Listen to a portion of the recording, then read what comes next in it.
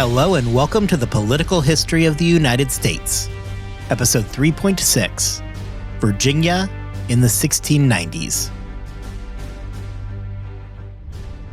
We have spent a lot of time on this podcast lately talking about the events up in the New England colonies. Other than a brief peek back in Episode 3.1, where we spent virtually all of our time in Maryland, we have not spent much time in the South since we wrapped up with Bacon's Rebellion and the aftermath of it. This week, we are going to drop back into Virginia and pick up the story as we march towards the beginning of the 18th century. Now, I obviously know that you have all desperately missed Edmund Andros since we last left him back in England, probably thinking that we are done with the Andros-heavy episodes. Well, everybody, I have got some exciting news. This week, we are in for an Andros-heavy episode, and I know you are all just as excited for it as I am. As we have discussed previously, despite the turmoil throughout the rest of the colonies, Virginia was largely spared the upheavals that we saw throughout the Glorious Revolution. While theories abound as to why Virginia remained peaceful during the Glorious Revolution, the most likely answer relates back to the outcome of Bacon's Rebellion. The colony had their upheaval, and had little interest in going in that direction again during the 1680s and on into the 1690s. The biggest concern throughout the colony had become the falling price of tobacco combined with overproduction. This had in turn led to the tobacco riots during the 1680s that saw Virginians burning tobacco supplies.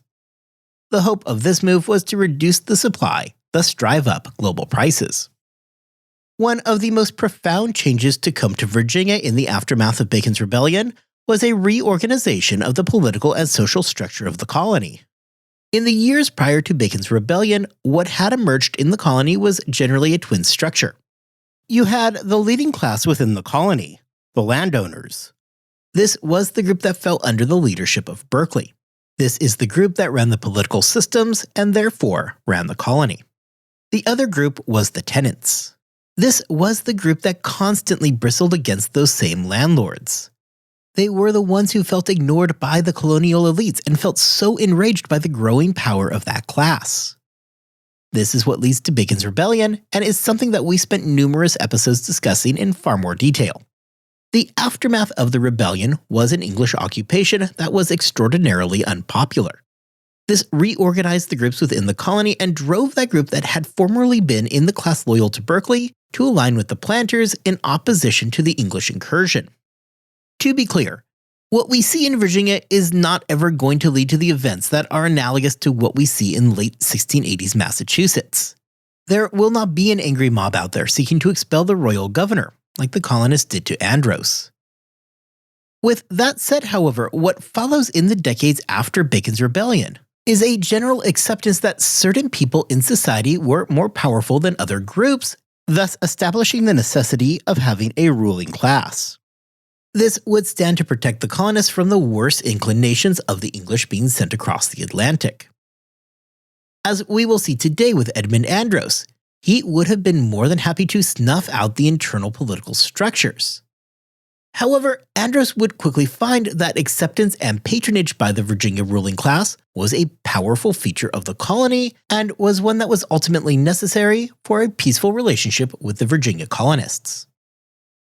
With the colony having evolved since the rebellion, the question shifts to just how Edmund Andros would find himself back as a governor in North America.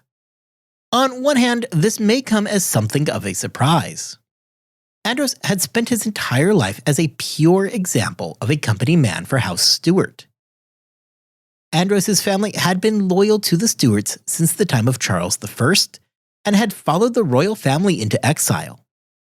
Andros had done his best in the Dominion to control the flood of information coming in about the events of William III's rise to power in England, and made clear his early intentions to defend the colony for King James II. However, we do know that the bad feelings held against Andros in the wake of the Glorious Revolution had largely subsided by the time he had returned to London. Following the return of Andros to England, he quickly moved to establish himself as a loyal subject of his new king. Andros, now in his mid-50s, was too old at this point to do much in the way of serving the king as a soldier. However, he did still offer up his services. Andros proposed that he should act as a spy, traveling to Versailles under the auspices of meeting with his old boss, James II. While there, Andros could spy on the French and report back. Ultimately, William did not take him up on this offer. However, the entire thing had been convincing enough to prove that Andros could be trusted.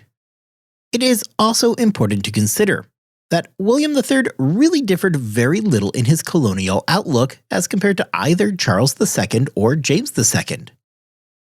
All three men believed in a system where England proper ruled supremely over their colonies. None of the three men believed that the colonists held the same rights and privileges as those back at home. This, of course, is a worldview that Andros himself could very easily get behind. Sure, management had changed, but really the new guy in charge was not coming in and changing up anything significant. William and Mary both recognized that Andros was, if nothing else, a stickler for the rules. For a man like William, who was busy trying to impose his royal prerogative over a vast empire, Andros was exactly the kind of guy he needed. Andros would enforce the will of the new king. That is something that he could be sure of. Moreover, Andros had spent his entire life serving England. Yes, that time was spent serving the Stuarts and essentially James, who had been close with him for so long, but Andros was an older guy now. It was time for him to enjoy the fruits of his labors. This is to say nothing of the changing of the political tides within England itself. By the time that Andros was looking for a new job, the Tories had become the leading political party and were supportive of making sure that as many colonial governors as possible were loyal to the cause. Andros, himself a Tory, fit that bill nicely. With all of the pieces falling into place, in February of 1692, Edmund Andros was named the governor of Virginia. This came much to the chagrin of then acting governor, Francis Nicholson, who by all rights was pretty upset with the decision.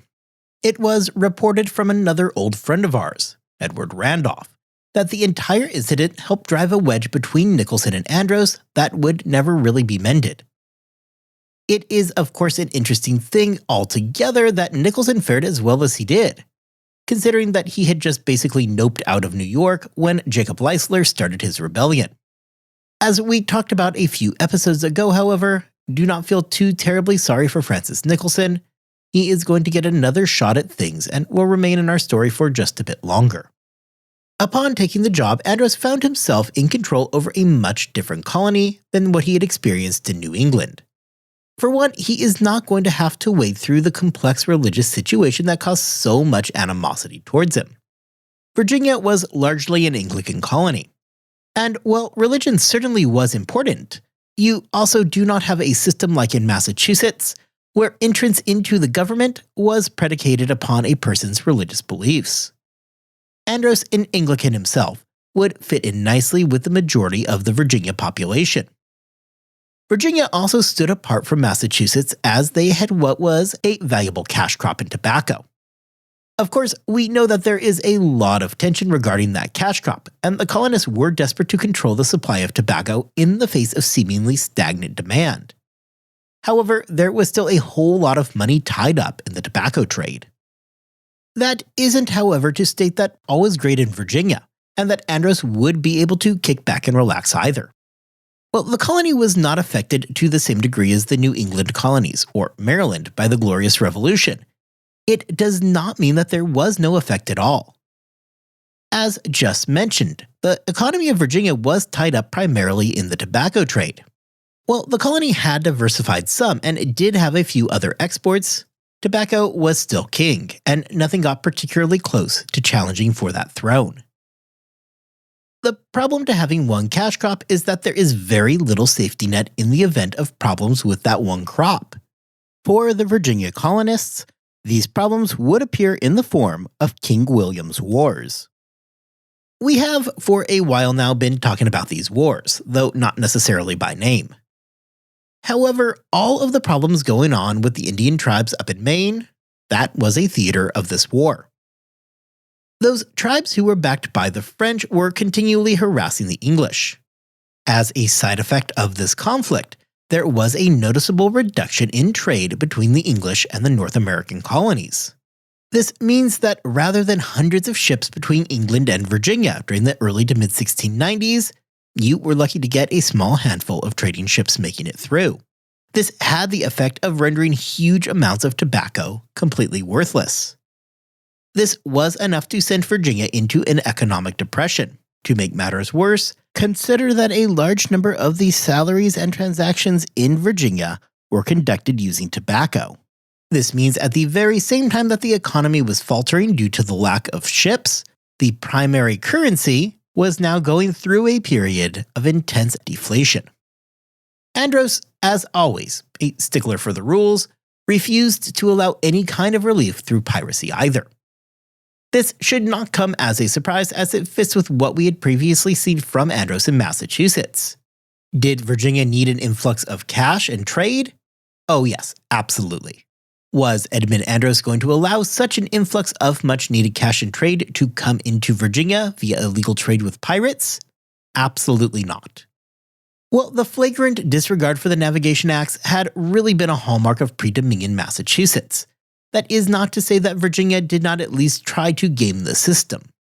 As was his job in New England, it was up to Edmund Andros to make sure that the Crown was getting their full share of the customs duties.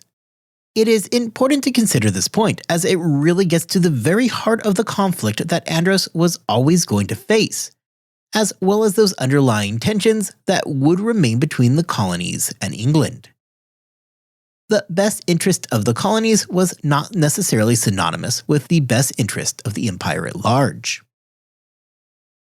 One of the biggest complaints of the colonists in Virginia is that England would only pay for premium tobacco. If the product was damaged at all, it was rendered all but worthless. This caused obvious problems for the colonists. First, it meant that huge amounts of labor was for naught, as tobacco that had any damage was just wasted product that they could not profit from. This might have been annoying at other times, but right now, the colony was in the middle of an economic downturn due to the ongoing war with France. Moving that product was critical regardless of the Crown's complaints. The trick to solve this problem was simple enough. You just simply mix the damaged product into the premium product. Nobody will notice and all is going to be right with the world. The imperial response to such measures, however, was to shrink the size of hogshead, that name for bundled tobacco, to just 500 pounds. Smaller amounts would make it easier to detect colonists trying to sneak in less than premium tobacco. Likewise, limiting ports was also in the cards, as it would help control the product leaving from the colony from going out of ports where custom officials had little to no control. While Andros was tasked with ensuring that the trade was being conducted legally, he met with stiff resistance from the Assembly when it came to passing such measures. It was, after all, the members of the Assembly that required lax regulations in order to move the damaged product. What would emerge from this was a constant struggle between the House of Burgesses and Andros that would last throughout the entire period of King William's War, which just so happened to be the vast majority of the time that Andros was in control. The colonists always pushed back against the governor in an effort to protect their own interests. By the time that Andros arrived in Virginia in 1793, the colony was likewise producing more tobacco than ever before. This is due in part to the sudden proliferation of slavery, as indentured servitude quickly began to fall out of use. Slavery had existed in the colony since 1619. However, at least initially, slavery appeared to function more in the model of indentured servitude than how we would later come to know it. In other words, there was an expiration date on an individual's period of bondage. Of course, that is not to say that being a slave was ever voluntary. To be clear, slaves had no choice in the matter. However, after the prescribed period of bondage, they would be granted their freedom. By the time we reached the end of the 17th century, however, the system had changed, and slavery had become the period of lifelong bondage that we think of it as today. Following the end of Bacon's Rebellion, the demand for slaves quickly began to grow. A big reason for this change is that during the rebellion, the indentured servants easily became pawns in the Greater War. Slaves, at least in theory, were much easier to control. Furthermore, nobody in Virginia wanted to see a large free black population form, which, should you continue to treat slaves as indentured servants, one would expect to see eventually. Finally, if slave ownership was lifelong, and assuming that slaves could reproduce and create new slaves, from a financial perspective, it was far more economical to build up a large labor force made up of slaves over using indentured servants. With an indentured servant, you had them for a period of just 7 years, and then you were out of luck. This is not to mention any kind of grants you're required to make to them at the end of their period of indenture. Slaves, on the other hand, were now lifelong commodities. You never had to release them from bondage.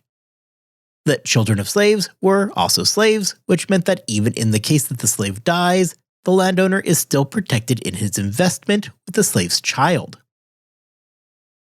Upon his arrival, the rapidly growing slave population presented Andros with several problems that he was going to need to address. One of the biggest problems, and one that is not going to be unique to Virginia by any means, comes with controlling a large slave population. Large populations of slaves always pose a danger to the colony in general. Unsurprisingly, having a large, highly disgruntled group in the colony that has very little to lose is tenuous at best. The last thing that Andros wanted was a slave rebellion, and sought to curb the risk of any such uprising from occurring. Among the measures that Andros took was limiting items that slaves could carry with them to prevent the slaves from turning them into makeshift weapons. Secondly, Andros passed a series of laws greatly reducing the free movement of slaves within the colony. What this meant practically is that for a slave to be traveling off of their plantation, they were now going to be required to carry a permit from their owner. The hope of such a law was to keep slaves from easily being able to gather in large groups, and instead restrict them to smaller, more easily controlled geographical areas. Before we move on today, I do just want to make a programming note. We are going to talk a whole lot more about slavery later on this season. So if you are curious more about the system and how it came to be and how it would develop, we are going to get there in probably about 10 episodes' time, so stay tuned. For Andros, the world of Virginia was much different than he had dealt with either in New England or in New York. For the first time, Andros would have to deal with the fact that the Virginia House of Burgesses existed. Andros had spent his entire career to date ruling over people who lacked any kind of representative government. This relationship between Andros and the legislature was always going to be interesting.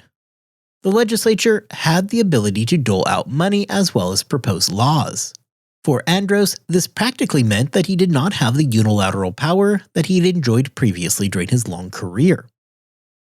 It is, however, worth noting that it is possible that Andros really did not completely object to the idea of some kind of representative assembly. Recall from our episode on the New York colonies that Andros had not actually been opposed to the cries of the people for an assembly. In fact, Andros had believed that such an assembly might have actually improved conditions on the ground. Of course, during the 1680s, there had been a move by the monarchy to consolidate power away from popular representation in the colonies and to centralize it. We see this most clearly in the creation of the Dominion of New England itself. Virginia had not been totally immune from this. For example, the House of Burgesses had lost its place as an appellate court during the 1680s in an attempt to curb the popular power of the colony. However, unlike with the Massachusetts Assembly, the House of Burgesses did survive. Andros was going to be reliant on the House of Burgesses to help pay for any extraordinary expenses that may come up during his time as the governor. So simply ignoring the Assembly was not going to work for him. This is especially true because among those extraordinary expenses that Andros was going to have to get funding for was in the case of war.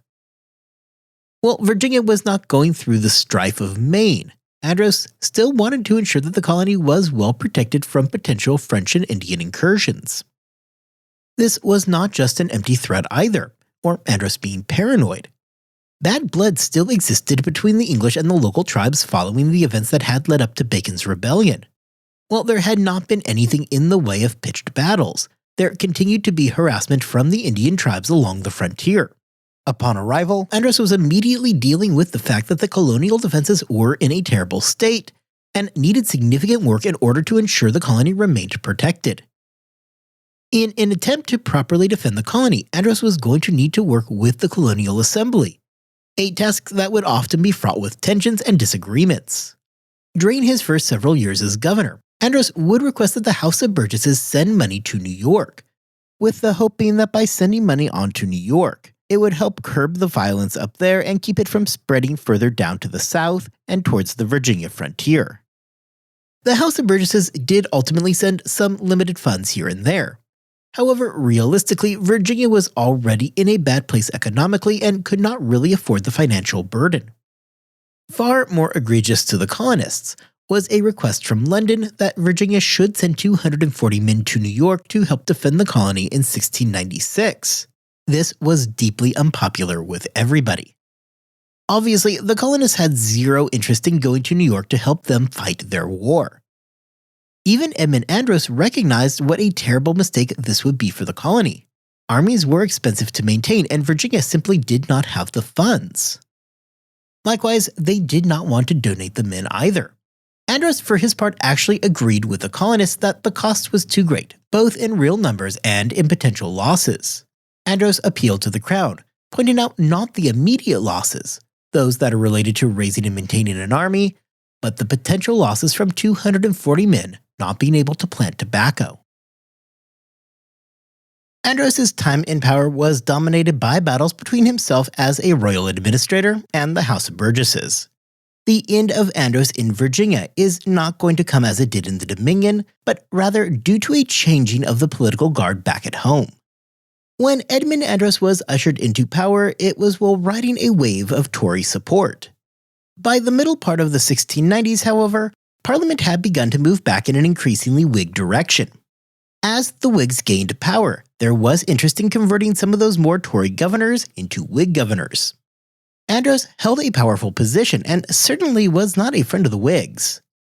The Whigs, in fact, wanted to move in a direction away from what had become popular. They viewed the best colonial policy as increasing the power of the assemblies and decreasing the power of the individual governor. The point of all this was to, hopefully, reduce the cost of colonial administration. Much of this push was led by the increasingly prominent John Locke, who by this point was something of an intellectual leader amongst the Whigs. Practically, it must also be considered that the Parliament became increasingly dominated by the Whigs during this time, and they wasted exactly zero time pointing out that Edmund Andros had, in fact, been a Stuart guy his entire life. Well, initially this was not a huge problem for Andros. As discussed earlier, as the political winds began to change, it did become increasingly problematic. Meanwhile, enemies in the colonies, chiefly Francis Nicholson, did what he could to see Andros go. The animosity between Nicholson and Andros would go on to create a rivalry between Maryland, where Nicholson found himself, and Virginia, which would last through the duration of Andros' time in power. This would peak in a dispute over the proposed college of William and Mary. It was a project that Nicholson supported, which in return meant that it was a project that Andros opposed. Now, I'm not going to dive into the entire battle between the two men over the college, because though interesting, the actual substance of the dispute matters less than the fact that Nicholson and Andros squared off on different sides of the debate. This was an intensely personal fight between the two men, one that found its sources in a much different place than a debate over building a college. Ultimately, Andros found himself fighting an uphill battle. He was swimming against the current politically and struggled to make any kind of meaningful adjustment. Internally, he served over a colony that was economically depressed and an assembly that failed to ever fully trust him. Growing factionalism over the College of William and Mary, as well as another spat that emerged over the compensation of religious ministers, further dulled Andros' glow. The Whigs wanted him gone and saw him as a relic of a time that they were more than happy to move forward from. Personally, Francis Nicholson was still hurt over not getting the governorship previously and held a grudge against Andros. Nicholson would become the face of the anti-Andros movement in the colonies and would spend the majority of the 1690s plotting against him. Edmund Andros could see the writing on the wall, and on May 31st, 1698, he requested permission to resign his post. He was replaced by Francis Nicholson in what must have been a bitter pill for Andros to swallow. Nicholson makes an interesting choice for the new role, considering that he himself had a lot of connections to the time before the Glorious Revolution, and he was also a Tory. However, his role in helping take down Andros got him the job. During the final days of Andros' time in power, Jamestown itself would suffer another devastating blow when a fire destroyed the State House. If you'll recall from our episode on Bacon's Rebellion, this marked the second time in the past 25 years that the capital city had suffered a devastating fire. There would not be an attempt to rebuild this time. The capital of the colony moved to the College of William and Mary, in a town that would soon become Williamsburg. Jamestown would slowly but surely begin to decay, following the capital leaving. Despite having spent nearly a century as the center of colonial life in Virginia, that time was now officially at an end. The town will play very little role moving forward. Not only does this episode mark something of an end of the storyline on Jamestown, but it does also mark the end of the road for Edmund Andros. 5 weeks after Nicholson became the governor of Virginia, Edmund Andros departed the colony to return to London for good. He would never return to the colonies. Andros would remain in England, working primarily on his home island of Guernsey, until his death on February 19, 1714, at the age of 77. Andros was something of a holdover from an earlier era. A man who grew up during the English Civil Wars and who was to his very core a monarchist. He lived long enough to see the beginning of the decline of the system that he so believed in. The monarchy had been changed by the events of 1689. William III had been invited to the throne by Parliament. This would begin a long period of transferring power away from the king and into the hands of Parliament. Andros' legacy in the United States is far different. Though today he is largely a forgotten figure, his fingerprints are all over the final quarter of the 17th century. It is hard to argue that Andros is not one of the main players that can help explain the collapse of the Puritan stranglehold over Massachusetts. Andros would become the face of tyranny and arbitrary government in New England. Even after his downfall, the colony was never really able to become that place that it had been before. Andros' time in the colony had fundamentally changed it forever. Even in his overthrow, it was the hate towards him that forced the Puritan faction to have to team up with the moderates in order to rid themselves of Andros. Because of this, nobody would ever really be able to claim his overthrow as being their own. The question therefore becomes, what is the legacy of Edmund Andros? This is a difficult thing to answer and really does depend on your individual position. For the crown, Andros was fantastic at what he did. Not necessarily because he was such a skilled governor. Evidence suggests that he really wasn't. What Andros was, however, was loyal. The guy was a deep believer in the power of monarchy and was a company guy to a fault. He was not somebody who was going to fly against the grain for his own personal benefit. Nobody is going to confuse Edmund Andros for William Berkeley. Andros followed the rules to the letter, and though he would occasionally protest, he would always follow his orders. This deep adherence to the rules and towards the monarchy would make him profoundly inflexible, something that would really come to define his legacy. It is interesting that this really was not always the case for Andros. Way back in episode 2.6 when we were talking about New York, we discussed the fact that Andros would turn a blind eye to Dutch ships entering New York Harbor in violation of the Navigation Acts. This does, on its face, seem strangely out of character for the man. However, consider that all of this took place before the Exclusion Crisis. Following that, we really do not see Andros ever show the slightest bit of flexibility again. Rather, what we see is a guy who was so completely inflexible that he often shot himself in the foot. The problem for Andros is that while the monarch may love the guy because he was getting on board with the program, absolutely nobody else did.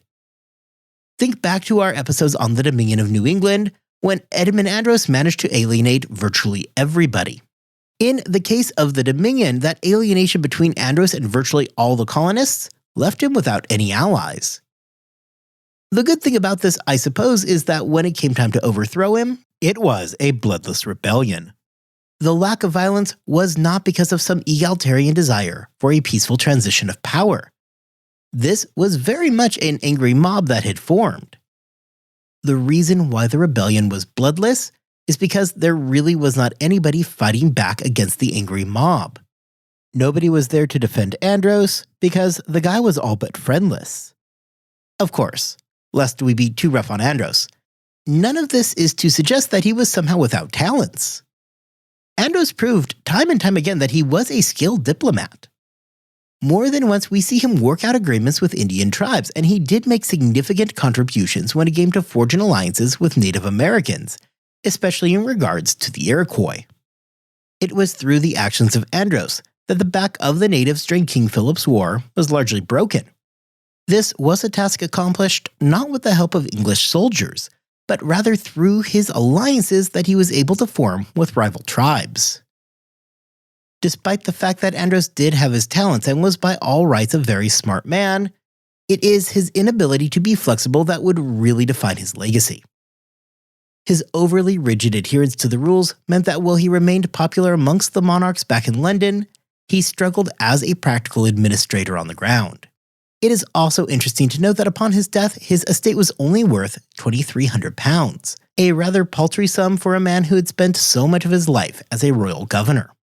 This is further proof that Andros, despite everything else we can say about him, was not using his position for greater personal enrichment.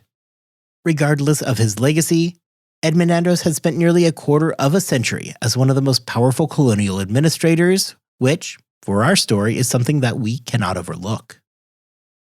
Next time, we are going to turn our focus back over to Pennsylvania. It has been a while since we have dropped in on our favorite Quaker colony and seen what they are up to. Until then, I hope you all have a wonderful 2 weeks, that you are staying healthy and that you are staying safe. And I will see you back here then as we head back to Pennsylvania.